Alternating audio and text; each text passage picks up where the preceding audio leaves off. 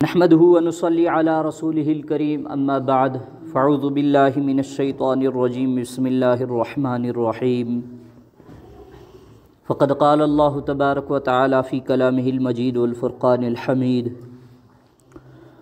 قد أفلح من تزكى وذكر اسم ربه فصلى بل تؤثرون الحياة الدنيا والآخرة خير وأبقى إن هذا لفي الصحف الأولى صحف إبراهيم وموسى وقال قد أفلح من زكاها وقد خاب من دساها وقال يا أيها الذين آمنوا اتقوا الله ولتنظر نفس ما قدمت لغد واتقوا الله إن الله خبير بما تعملون صدق الله العظيم۔ محترم مکرم سامعین کرام، عزت مآب بزرگوں، بھائی اور دوستو، السلام علیکم ورحمۃ اللہ وبرکاتہ۔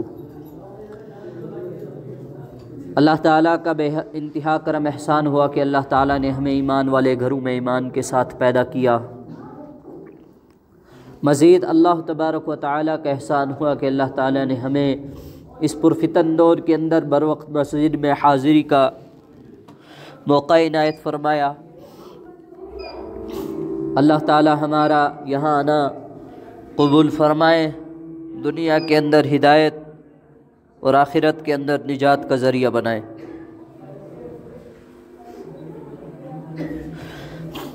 سامعین کرام، رمضان المبارک گزر چکا ہے۔ آج شوال المکرم کی 5 تاریخ ہے۔ رمضان المبارک کا مہینہ آیا تھا اللہ تعالیٰ کی عمومی رحمت لے کر، اللہ تعالیٰ کی عمومی مغفرت لے کر۔ بہت سارے لوگوں نے اس رمضان المبارک کے مہینے کو غنیمت سمجھا، عبادات میں اپنے آپ کو مشغول کیا، قرآن کریم کی تلاوت کی، ذکر و اذکار کیا، نمازوں کی پابندی کی، اور بعض حضرات اس سے آگے مجاہدے میں نکلے کہ انہوں نے اعتکاف کیا۔ اللہ تعالی ہماری عبادات کو قبول فرمائے، روزوں کو قبول فرمائے۔ بہرحال یہ مہینہ گزر چکا ہے، اور یہ مہینہ اللہ تعالیٰ نے ہمارے اوپر فرض کیا تھا۔ اللہ تعالیٰ قرآن مقدس میں فرماتے ہیں تاکہ تم تقوی والے ہو جاؤ، پرہیزگار بن جاؤ۔ اور پرہیزگار انسان کب بنتا ہے؟ جب انسان کا تزکیہ نفس ہوتا ہے۔ تزکیہ نفس کس کو کہتے ہیں؟ جب انسان کا نفس گناہوں سے پاک ہو جاتا ہے، اور انسان کا نفس کم سے کم نفس اللوامہ کے درجے کو پہنچ جاتا ہے۔ یہ قرآن مقدس اللہ تعالیٰ کی کتاب ہے، اللہ تعالیٰ کا کلام ہے، اور ہم سب کے لیے، رہتی دنیا تک کے انسانوں کے لیے ہدایت کا ذریعہ ہے، ضابطۂ حیات ہے۔ جو شخص اس کو پڑھے تو وہ ہدایت کو پا جاتا ہے، اور جو شخص اس سے ناسمجھ رہا، ناواقف رہا، وہ کسی درجے میں انسان کچھ نہ کچھ خیر تو پا لے گا، مگر مکمل ہدایت اس کو نہیں حاصل ہو سکتی۔ اسی وجہ سے اللہ تعالیٰ قرآن مقدس میں فرماتے ہیں ذَلِكَ الْكِتَابُ لَا رَيْبَ فِيهِ، یہ کتاب ہے جس میں کوئی شک و شبہہ نہیں ہے، کوئی تردد نہیں ہے۔ هُدًى لِّلْمُتَّقِينَ، ہدایت ہے متقین کے لیے، متقیوں کے لیے، پرہیزگاروں کے لیے۔ اور اسی قرآن مقدس میں اللہ تعالیٰ فرماتے ہیں قد افلح من زکاہا، جس شخص نے نفس کا تزکیہ کیا، جو شخص پاک ہوا، جس نے پاکی اختیار کی، پاکیزگی اختیار کی، تزکیہ کیا، البتہ تحقیق کہ وہ کامیاب ہو گیا۔ وقد خواب، اور تحقیق کے نامراد ہوا، ناکامیاب ہو گیا وہ شخص، من دساہا، جس نے اپنے نفس کو زمین بوس کر دیا گناہوں میں لت پت ہو کر رہا، وہ ناکامیاب ہو گیا۔ اور ناکامی کیسی کہ کل قیامت کے دن اللہ تعالیٰ کے سامنے رسوا ہو جائے گا، اور اللہ تعالیٰ وہاں اپنا دیدار بھی نہیں نصیب فرمائیں گے۔ اور کامیابی کیا ہے کہ اللہ تعالیٰ کی خوشنودی، رضامندی حاصل ہو جانا، اور کل قیامت کے دن اللہ تعالیٰ کی رضا نصیب ہو جانا، زیارت نصیب ہو جانا۔ کہ اللہ تعالیٰ قرآن مقدس میں فرماتے ہیں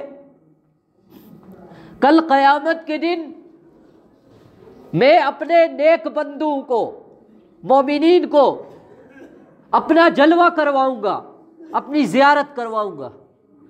اس وقت سب سے زیادہ کوئی عذاب اگر گناہگاروں پر ہوگا وہ یہ ہوگا کہ اللہ تعالیٰ ان کو اپنی زیارت نصیب نہیں فرمائیں گے۔ بہرحال یہاں تو انسان کہتا ہے کہ جی دیکھ لیں گے، دیکھا جائے گا، کر لیا جائے گا، کیا ہوتا ہے، مولوی بول رہا ہے، ہم نے تو پڑھا نہیں ہے، یا پھر ہمارے اوپر جو بھی نہیں رینگتی،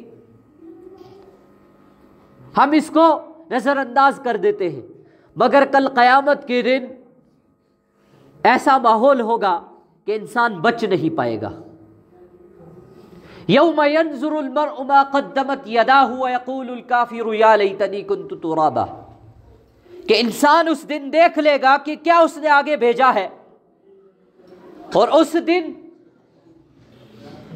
کافر کہیں گے، انکار کرنے والے کہیں گے، نظر انداز کرنے والے کہیں گے یا لیتنی کنت ترابا، کاش کہ ہم مٹی ہو جاتے۔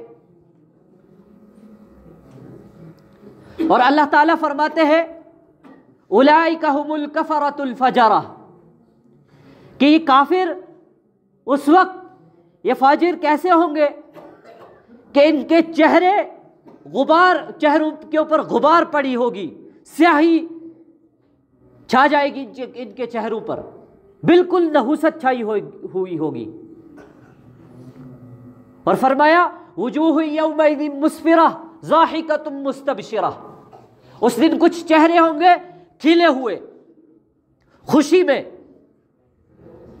ضاحکۃ مستبشرہ، یہ آپس میں ہنس رہے ہوں گے اور ایک دوسرے کے آس پاس مستیاں کر رہے ہوں گے، گھوم پھر رہے ہوں گے۔ اور کچھ چہرے کیسے ہوں گے، ترہقھا غبرہ، کہ ان کے چہروں کے اوپر غبار پڑی ہوئی ہوگی،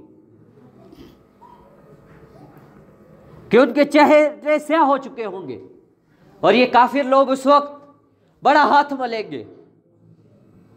کچھ تو کہیں گے کہ کاش ہمیں تھوڑی دیر کے لیے دنیا میں بھیج دیا جائے، ہم پھر سے کیا کرتے، نیکیاں کرتے، اور پھر سے یہاں آئیں گے تو آپ کے سامنے نیکیوں کا انبار لے کر آئیں گے۔ اللہ تعالیٰ فرماتے ہیں نہیں، اور اس دن کیا ہوگا، فَأَمَّا مَنْ ثَقُلَتْ مَوَازِينُهُ فَهُوَ فِي عِيشَةٍ رَاضِيَةٍ، کہ رہا وہ شخص جس کی نیکیوں کا وزن، جس کی نیکیوں کی ترازو، میزان بھاری ہو گئی، فی عیشۃ راضیہ، وہ عیش والی من پسندیدہ زندگی میں ہوگا۔ وَأَمَّا مَنْ خَفَّتْ مَوَازِينُهُ فَأُمُّهُ هَاوِيَةٌ، اور جو شخص کیا ہوگا کہ جس کی نیکیوں کا وزن کم ہو جائے گا، جس کی ترازو میزان ہلکی ہو جائے گی، فَأُمُّهُ هَاوِيَةٌ، پس اس کا ٹھکانہ ہاویہ ہوگا۔ ہاویہ کیا ہے، وَمَا أَدْرَاكَ مَا هِيَ، کہ یہ ہاویہ کیا ہے، نار حامیہ، یہ دہکتی ہوئی آگ ہے۔ آج انسان تو بس کہتا ہے کہ ہو جائے گا جی، دیکھا جائے گا، کیا کریں گے، کچھ بھی نکل جائے گا کام۔ اللہ تعالیٰ فرماتے ہیں نہیں، ایسا نہیں ہو سکتا، کہ یہ ضرور بالضرور جو لوگ نیک ہیں ان کے سامنے جو لوگ بد ہیں، بدکار ہے، ضرور بالضرور میں ان کو ذلیل کروں گا۔ میری اس وقت کوئی بھی رحم کرم کی امید ان کے اوپر نہیں ہوگی، وہ کر ہی نہیں پائیں گے۔ جباری اور قہاری ہوگی، اور کیسی جباری اور قہاری ہوگی کہ گھسیٹ گھسیٹ کے لایا جائے گا ان کو۔ کہ اللہ تعالیٰ فرماتے ہیں کہ اس دن کچھ لوگ پہچانے جائیں گے ان کے گناہوں کی وجہ سے، اور ان کو سر کی پیشانی کے بالوں سے اور یہ ایڑی سے کھینچ کر اللہ تعالیٰ جہنم میں پھینک دیں گے۔ اور اللہ تعالیٰ فرماتے ہیں کہ یہ ہے وہ جہنم، دیکھ لو، جس کا تم انکار کرتے تھے، جس کے متعلق تم کہتے تھے دیکھا جائے گا جی۔ آج کیا ہے، بس زندگی ہے، کچھ دن اور، ایک نماز چھوٹ گئی کوئی بات نہیں، دوسری پکڑ لیں گے، دوسری چھوٹ گئی تیسری پکڑ لیں گے، ہے کہا جی یہ گناہ ہوتے رہتے ہیں، ابھی میری زندگی ہی کیا ہے، جوانی ہے جی، کیا کروں گا نیک بن کر، آج اتنی لمبی زندگی ہے، ابھی اگر اللہ تعالیٰ کے حضور میں نیک بن گیا، داڑھی رکھ لی، جبہ کبہ پہن لیا، ابھی سے جو ہے اپنی نظروں کو جھکا لیا، تو گویا کہ میں پھنس جاؤں گا، پریشان ہو جاؤں گا، میری زندگی کی لذتیں ختم ہو جائیں گی۔ اللہ تعالیٰ فرماتے ہیں کہ تمہیں یہ لذتیں اس وقت دیکھ کر معلوم ہوگا کہ تم نے کیا کھو دیا۔ جس دن یہ لوگ، یہ میرے نیک لوگ جنہوں نے نیکی کی ہے، یہ تکیے لگائے ہوں گے، کہاں؟ میدان حشر میں تکیے لگائے ہوئے ہوں گے، اور بالکل آرام سے گپے مار رہے ہوں گے، ان کے اوپر کوئی بھی جو ہے افسردگی نہیں ہوگی، پریشانی نہیں ہوگی، خوش ہوں گے۔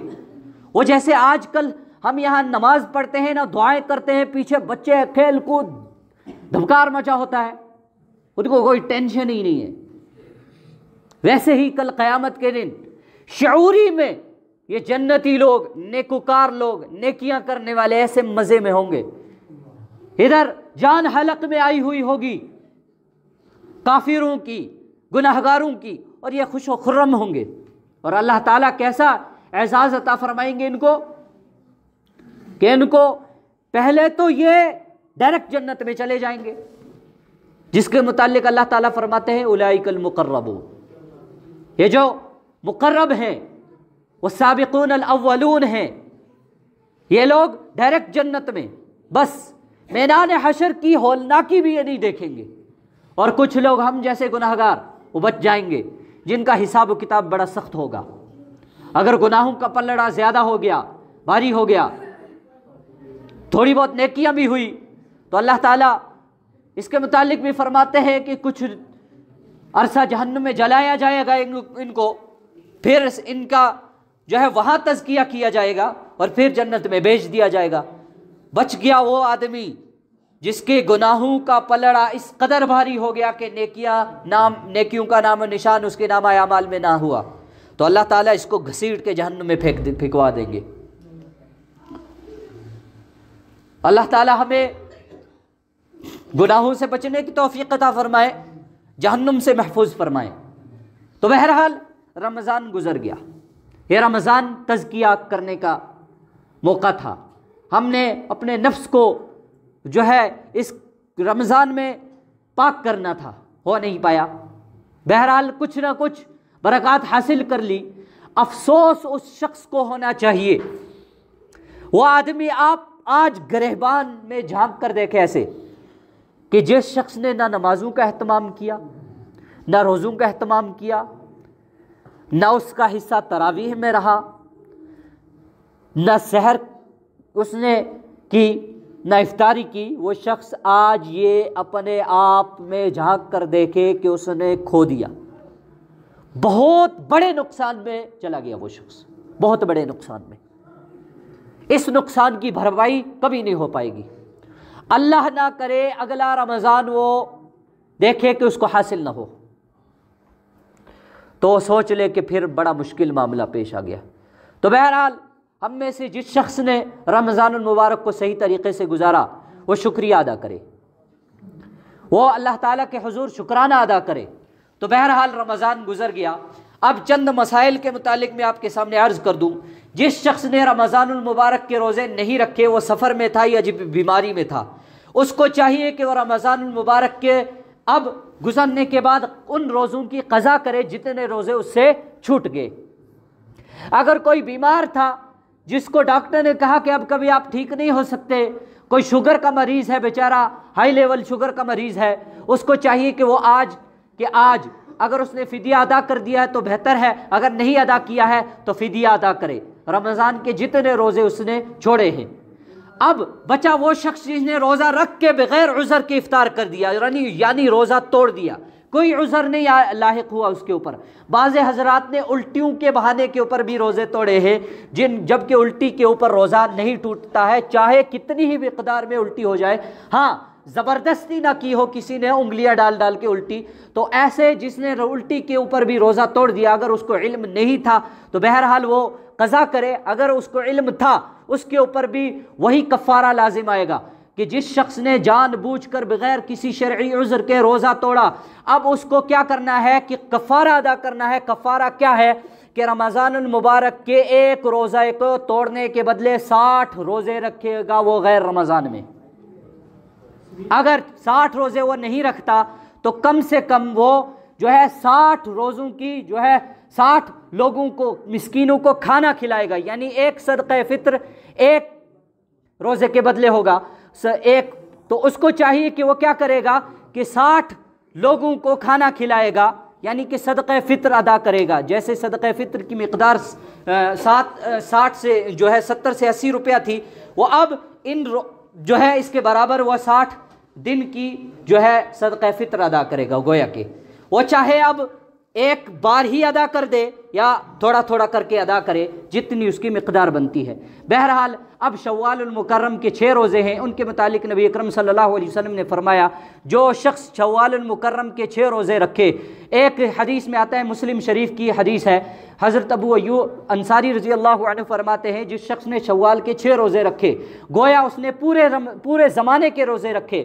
اور انہی کی روایت ہے جو مسند احمد میں ہے، جس کے متعلق وہ نبی اکرم صلی اللہ علیہ وسلم نے فرمایا کہ جس شخص نے رمضان المبارک کے روزے رکھے اور اس کے بعد شوال کے روزے رکھے 6، اس کو گویا کہ 1 سال کے روزوں کے برابر ثواب مل گیا۔ اب یہ شوال المکرم کے روزے رکھنے بہت فضیلت والے روزے ہیں، ہر ایک کو رکھنے چاہیے۔